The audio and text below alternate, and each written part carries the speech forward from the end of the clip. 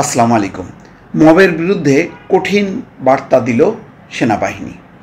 এবার ঘটনা সেই সুদূর রংপুরে। আপনারা জানেন যে অনেক দিন থেকেই ফ্যাসিবাদের দোসর এই আখ্যা দিয়ে জাতীয় পার্টি বা বিভিন্ন গ্রুপকে বা ব্যক্তি প্রতিষ্ঠানকে আঘাত করা হচ্ছিল, ভাঙচুর করা হচ্ছিল, জ্বালাও পোড়াও করা হচ্ছিল। এবং খুব অতি সম্প্রতি লালমনিরহাট, বরিশাল এবং সবচেয়ে বেশি ছিল রংপুরে, যেখানে জাতীয় পার্টির অফিস ভাঙচুর করা হয়েছে, আগুন দেওয়া হয়েছে। জাতীয় পার্টির চেয়ারম্যান জিএম কাদেরের বাসভবনে পর্যন্ত ভাঙচুর চালানো হয়েছে, আগুন দেওয়ার চেষ্টা করা হয়েছে।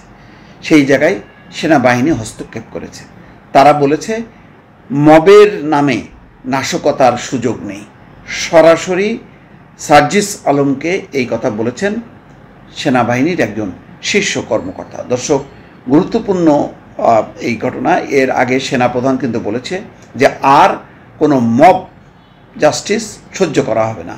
অর্থাৎ আপনি নিজে নিজে ঠিক করলেন যে অমুক হচ্ছে ফ্যাসিবাদের দোসর, তমুক হচ্ছে ফ্যাসিবাদের দোসর, সুতরাং সেখানে ভাঙচুর চালাও, হামলা করো, সেই ঘটনাটা চলবে না। যে ঘটনাটা রংপুরে ঘটেছে, যে ঘটনা বরিশাল এবং লালমনিরহাটে হয়েছে, সেটাকে সেনাবাহিনী আর প্রশ্রয় দেবে না।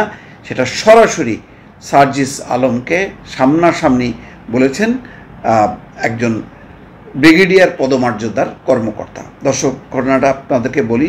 সম্মুখকালে এই খবরটি এসছে যে জাতীয় পার্টির চেয়ারম্যান জিএম কাদেরের বাসভবনে হামলা এবং ভাঙচুরের ঘটনায় শনিবার দিবাগত মধ্যরাতে বৈষম্য বিরোধী ছাত্র আন্দোলন এবং বিএনপির নেতাদের ডেকে জিজ্ঞাসাবাদ করেছে সেনাবাহিনী।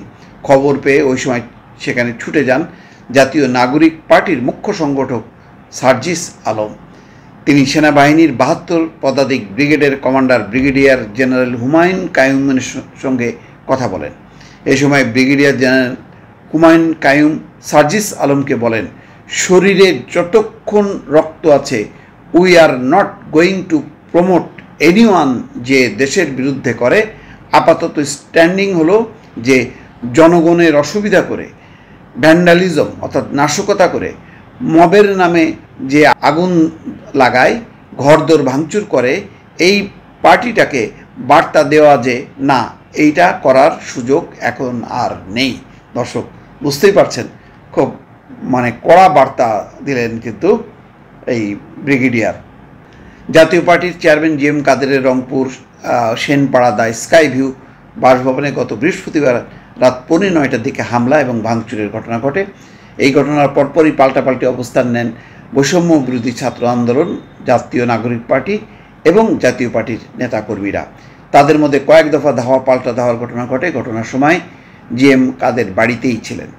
এই ঘটনায় গতকাল শনিবার দিবাগত রাত 12:30টার দিকে নগরীর পায়রা চত্বরের মোড়ে বৈষম্য বিরোধী ছাত্র আন্দোলনের জেলা এবং মহানগর কমিটির আহ্বায়ক ইমরান আহমেদ এবং ইমতিয়াজ আহমেদ ইমতিকে জিজ্ঞাসাবাদ করেন সেনাবাহিনীর ৭২ পদাতিক ব্রিগেডের commander brigadier general Humayun Qayyum.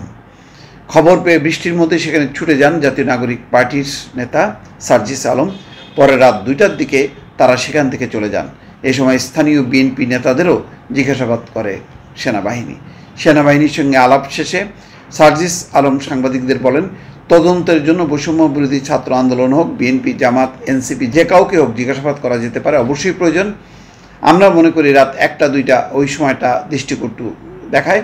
আমরা প্রত্যাশা করি তাদের যে কোনো টাইমে দিনের বেলা অফিস আওয়ারে ডেকে নেওয়ার জন্য সবাই প্রস্তুত থাকবে এই বিষয়ে সহযোগিতা করার জন্য। তার মানে ব্রিগেডিয়ারের বার্তা পেয়ে সম্ভবত একটু টোন ডাউন হয়েছে সার্জিস আলমের, সেই কারণে তিনি সেইভাবে কথা বলছেন। যাই হোক, এটা একটা ভালো দৃষ্টান্ত। যদি সেনাবাহিনী এই মবের বিরুদ্ধে শক্ত অবস্থান নেয়, তাহলে এটা দেশের মানুষ সাপোর্ট করবে। কেননা এখন কোনো অবস্থায় আইন নিজের হাতে তুলে নিয়ে শাস্তি দেয়া, বিচার করা, এই ধারা চলতে পারে না। দর্শক, ভালো থাকবেন। আল্লাহ হাফেজ।